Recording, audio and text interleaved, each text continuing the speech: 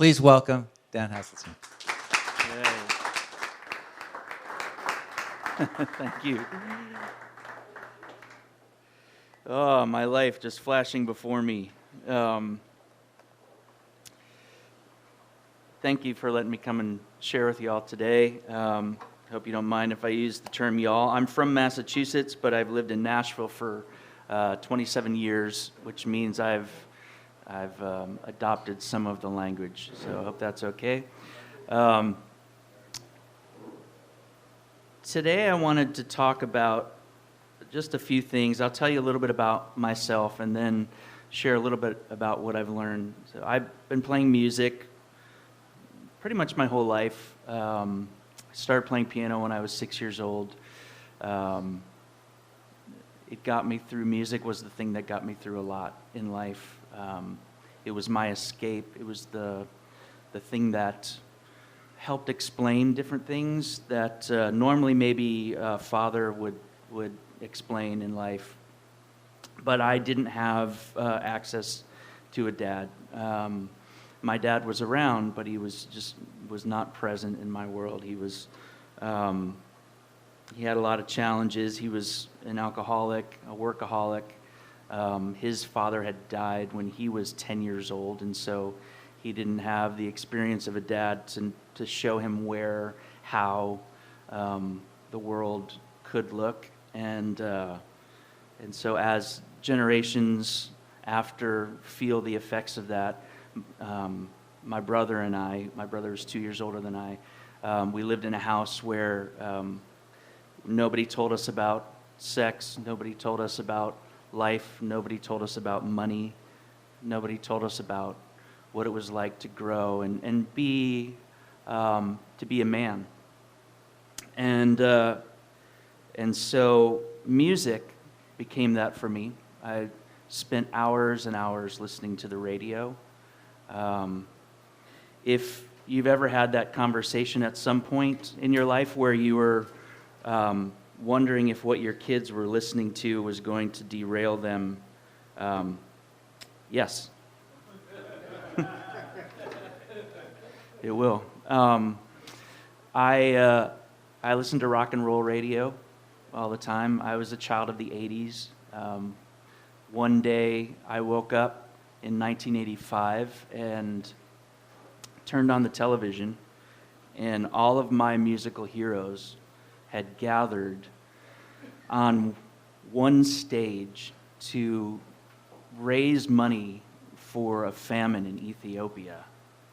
And it blew my mind. Music for me had just been rock and roll. It had been talking about sexuality, love that had been lost, guitars. And for the first time, I saw all of my musical heroes taking their craft, their skills, and applying it to something bigger than themselves. And that fused for me this idea of music and mission. And oddly, it wasn't through the church that I learned that. It was through this experience of seeing Simple Minds and U2 and Queen and all of these artists, In Excess. These are all the bands that I loved in the 80s. The Police all get up and do their performances and leverage what they did for something bigger, a bigger story. Fused in me, and so I held on to that for many, many years, and thought if I ever end up doing anything with music, it will always be connected. Fast forward a little bit, my parents divorced. We lived in Massachusetts, in Springfield side of Massachusetts, Hamden, Wilbraham. When I turned 15, my parents divorced, which as a kid, not really fully understanding my own story, that was a relief. My parents had a really tough relationship. It was physically abusive. And what that meant for me was I oftentimes found myself as a child in between their fights, trying to connect people and pull them back together, trying to figure out a way to make sense of the tension between my parents. After 15 years of doing that, it was pretty exhausting. And I remember doing that from the time I was 6 years old. We had a 2-story house, and so my parents would send me to bed, and I would go and just stand at the top of the stairs and wait, and I would just listen. Most nights what would happen is it would just start pretty quiet, and then the conversation would pick up and it would get a little louder, and then I would hear it escalate a little bit more, and then I would start to hear things moving around, and then I would start to hear more things getting shifted, and everything got louder. Then the yelling started. Then I knew that I had to run down and get in between my father and my mother. And my dad actually tells a story about that. One time when I was actually 6 years old,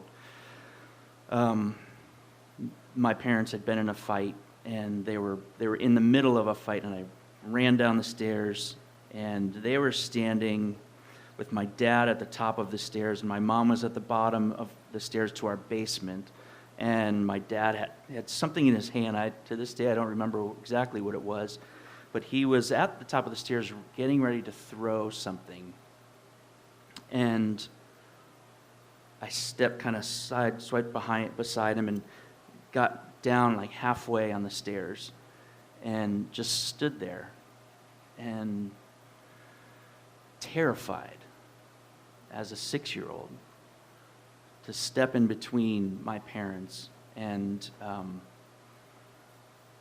be the guy that had to just put myself in harm's way in order to try to protect my mom, to figure out who this guy is. My dad said, "Get out of the way." And I just stood my ground. He said it again, "Get out of the way." I stood my ground. And if you were to talk to my dad, he would tell you that story, but he would tell it in a way that was very much, look at my son. He's so strong, so confident, standing up to the bully, standing up to the mean person, and putting himself in that space. And he would look at it as something to be very proud of. A 6-year-old should never be in that position. To this day, I don't know that he understands the challenges that created for me.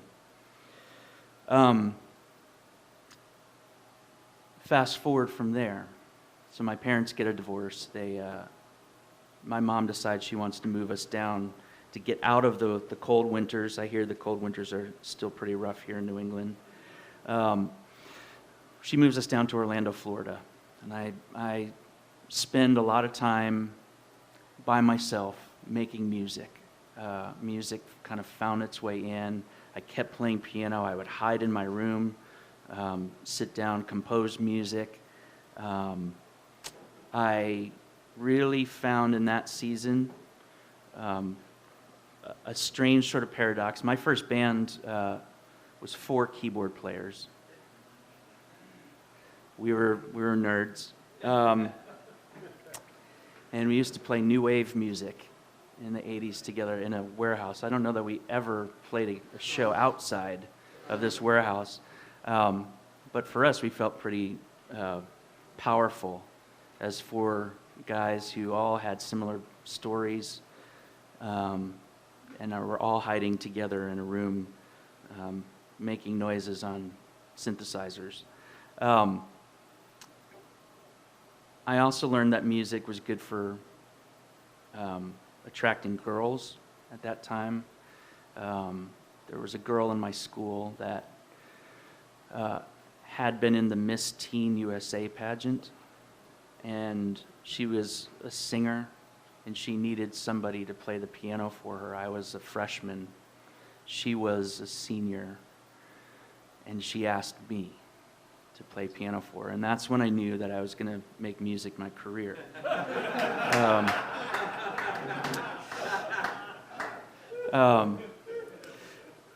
So I played in a lot of bands in high school and did a lot of music things. Orlando was a very different world than Massachusetts.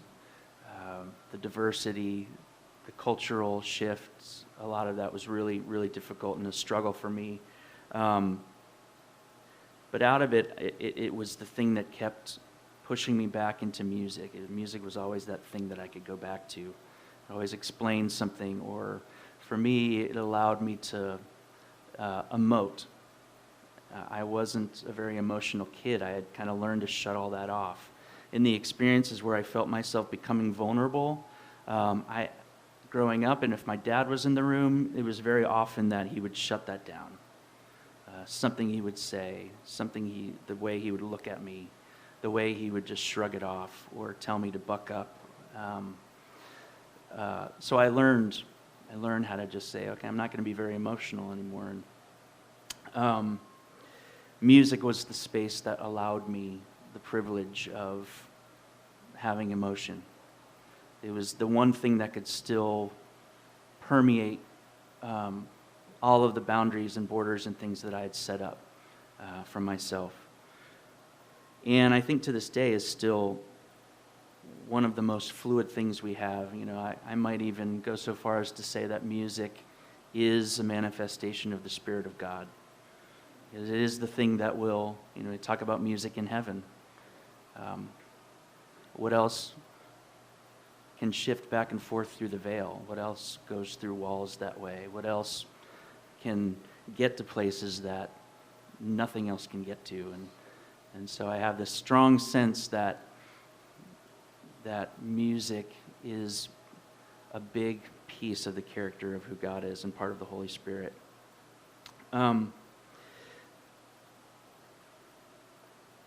College, I met the guys in Jars of Clay. I ended up in school in Illinois. I don't really know how I ended up there. And if you ask any of the guys in the band, really none of the guys understand how they ended up in this. It was a tiny school called Greenville College in southern Illinois. It's about an hour east of St. Louis, Missouri, off of I-70. And if you're driving across from St. Louis, you'll run into Greenville, but you won't know it because you'll have blinked or taken a breath or turned one way, and it's gone. But that's where two guys from Rochester, New York, a guy from living in Orlando, Florida, one guy from Chicago, all ended up on the same basement of a dorm floor. And we were part of a music program where we had to write songs and then record them for grades, studio recording classes. And nearly every song that ended up on the first Jars of Clay record, they were all songs that were studio projects that we had to do for class. We didn't get an A on any of them. The school would often bring songwriters, big Nashville songwriters in to come and teach the classes and offer mentoring, and they would bring these guys in and they would sit and you'd play them a song off of a cassette tape, say we wrote this song, and they would critique it and figure out what was good and what was bad, and we kept getting just blasted. These songwriters would come in and they say, you can't do that. You can't change the lyrics to the chorus on the last chorus. You want people to remember the song, and they would have all of these things, and nearly every one of the songs that was critiqued and kind of driven into the ground became #1 singles for the band.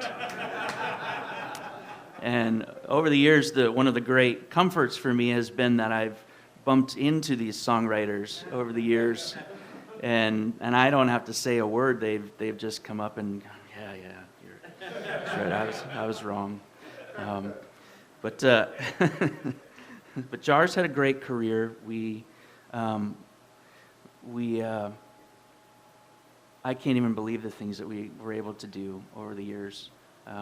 So many times, and I hope that you've all had that experience where you're standing somewhere and you go a little outside of yourself and you're going, I can't believe I get to be right here and experience this thing. I feel like that was my life for year after year after year with the band. It was amazing. But even in hearing you guys talk, like the idea of being, Dan the worship leader. I was Dan from Jars of Clay. Like, my last name was no longer Haseltine, it was from Jars of Clay. And that was the identity piece for me, wrapped around music. There's sort of two things that I've learned in my career over time about humanity that I kind of wrestle with. Well, one is kind of a thing that I've learned about humanity. One is an aspiration that I think is part of the Christian life for all of us. The first is that human beings, the human condition is that we are going to control or destroy anything that we don't understand and thus are afraid of. It's a big statement, but I think that is the core, the essence of the human condition, is that we're going to destroy or control anything that we don't understand. And the main reason I came to this conclusion was actually one day it was early in the morning, and I was kind of bleary-eyed. I had woken up and I was going to use the bathroom, and I walked into the toilet, and I have a fan, like an exhaust fan, right there in the bathroom, and a spider had built a web and had come down, and when you wake up in the morning, you're not really there, and you look at the toilet, and then you look up and you don't expect to see a really large spider. Well, I didn't look at that spider and go, "Oh, what a beautiful creature! What a fantastic example of God's workmanship. I bet it eats mosquitoes. I bet it's a really good thing for our." No, I instinctually grabbed it and crushed it, killed it. And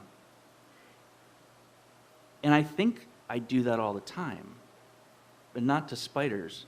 I think I do it to myself because I don't understand myself. I think I do it to other people because I don't understand other people. And so I'm afraid of what it would mean to have to engage with somebody. I think as a culture we do that.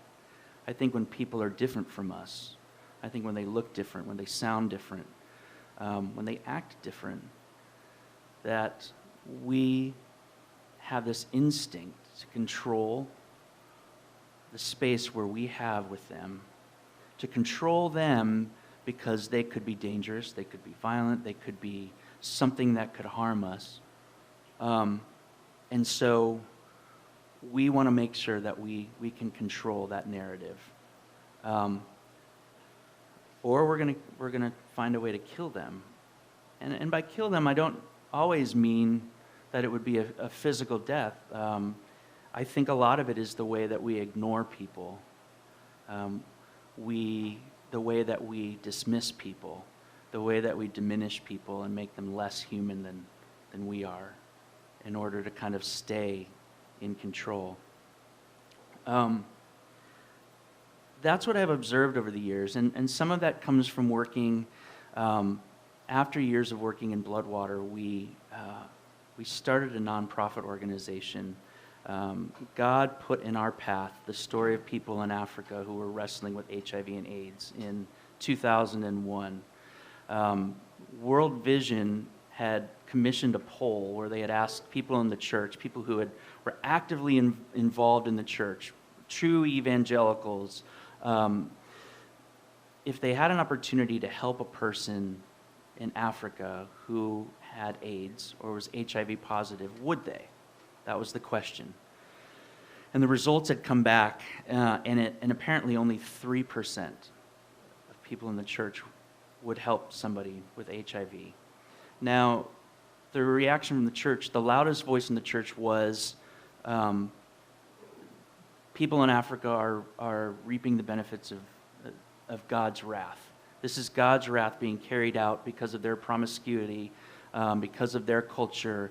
So what we should do as a church is we should ignore them and let them die. to me, that was an example of us going, you know what, I don't understand Africa.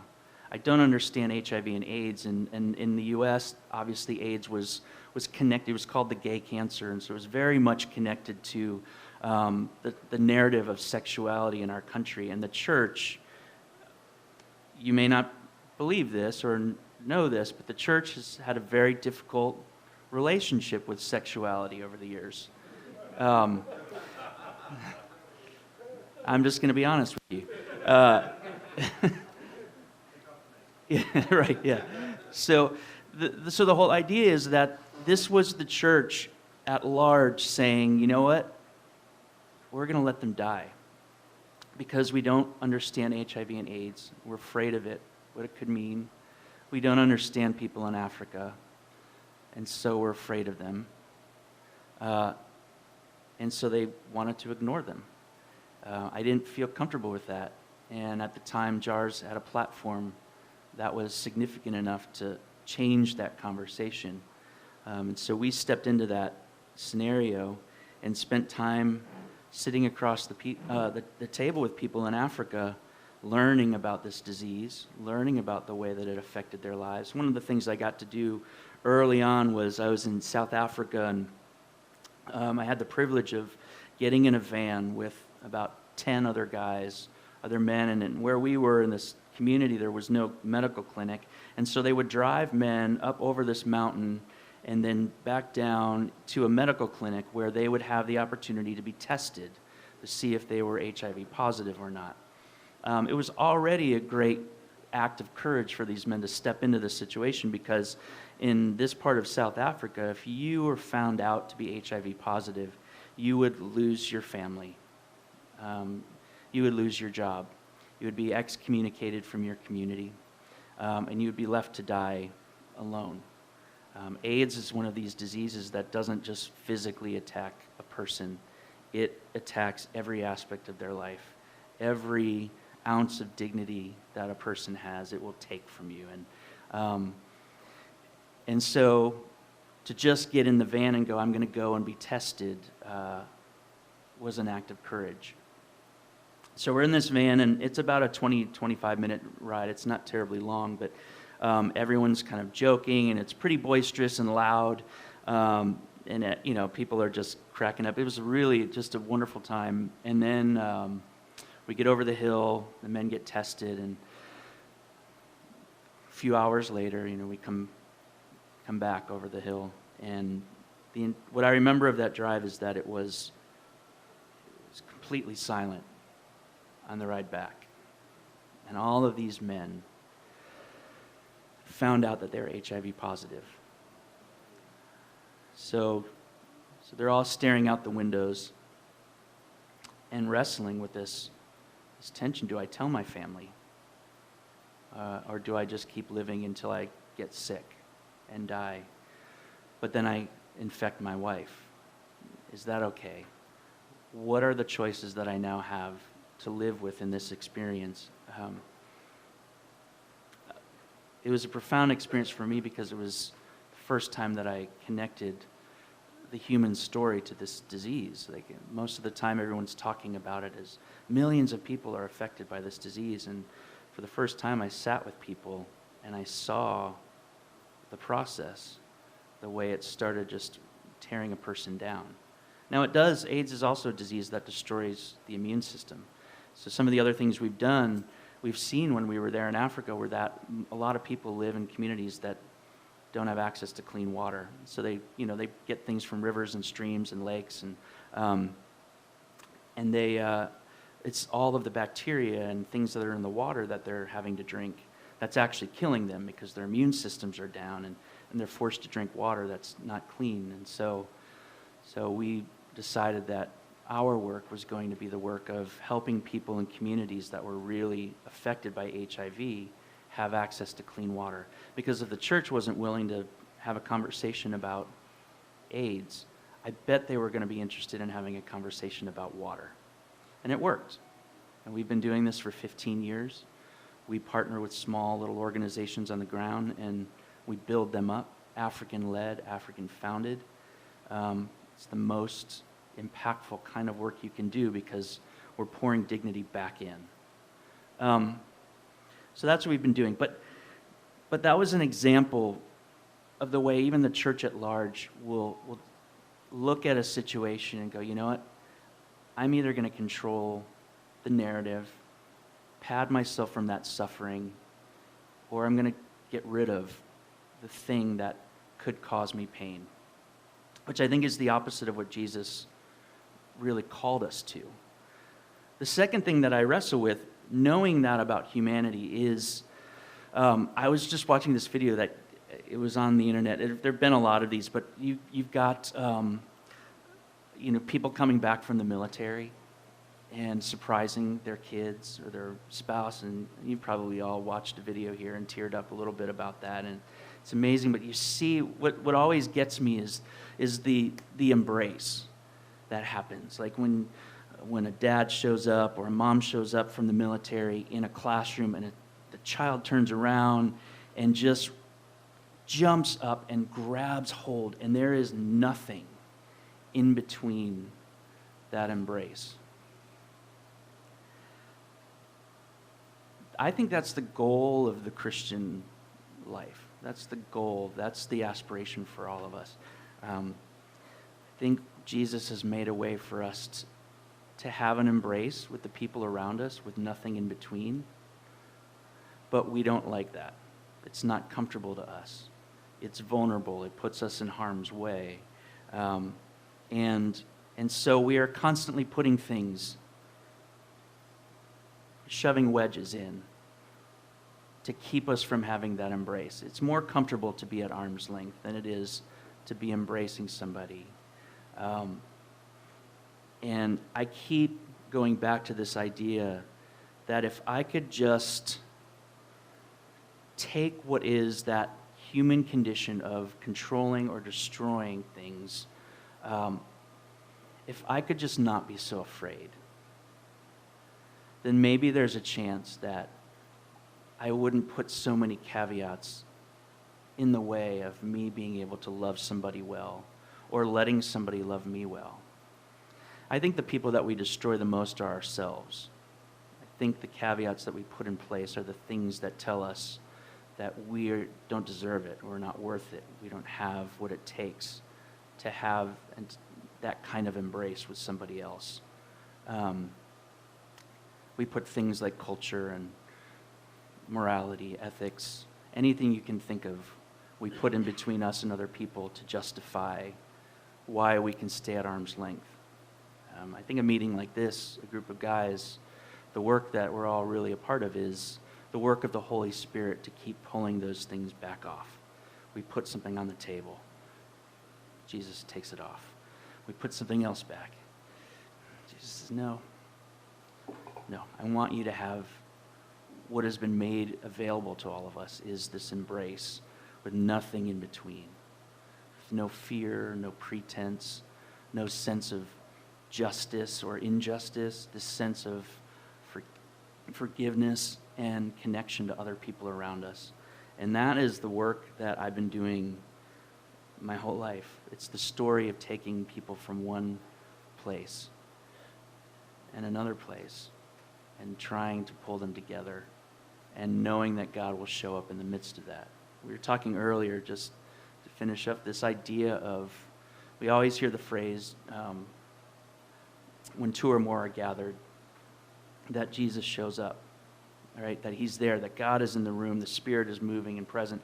And I think when I have always looked at that concept and I've gone, that's when I call up a friend and I say, hey, we're going to go grab coffee and we're going to talk about a Bible verse or scripture, or we're going to do something together. It's always an intentional move that brings us together. But what if it's more like I'm just on a bus and there's a stranger on that bus? What if what God being in that space when two people are in close proximity is simply an invitation to say, you know what? You don't have to be afraid to be nice to that person, to pour yourself out for even the stranger, even the enemy, the people that you don't know, as well as the people that you do. Wouldn't that give us what the poet John O'Donohue calls a way of living that has a watchful reverence, right? That our eyes are always more open to what God is doing in the room. Because it's not just when I'm meeting with my friend, it's when I'm walking on the street and there are people around. The invitation is to keep pulling those things away, to stop trying to control or destroy the things that I'm afraid of, that I don't understand. And in essence, just grab hold of people and hold them closer. So that's my challenge for me, for you, is to maybe consider that concept that when two or more are gathered, it's spaces like this, but it's also when you're at a restaurant with a bunch of strangers, or you're in a car, in a cab, on a train. It's all the experiences where God is also present, and to be able to keep your eyes open and go, what is he doing here? My role as a songwriter is to describe the world as it is and as it should be, as it could be. And that's one of the things that I hope I get to keep describing through my vocation. So, thank you.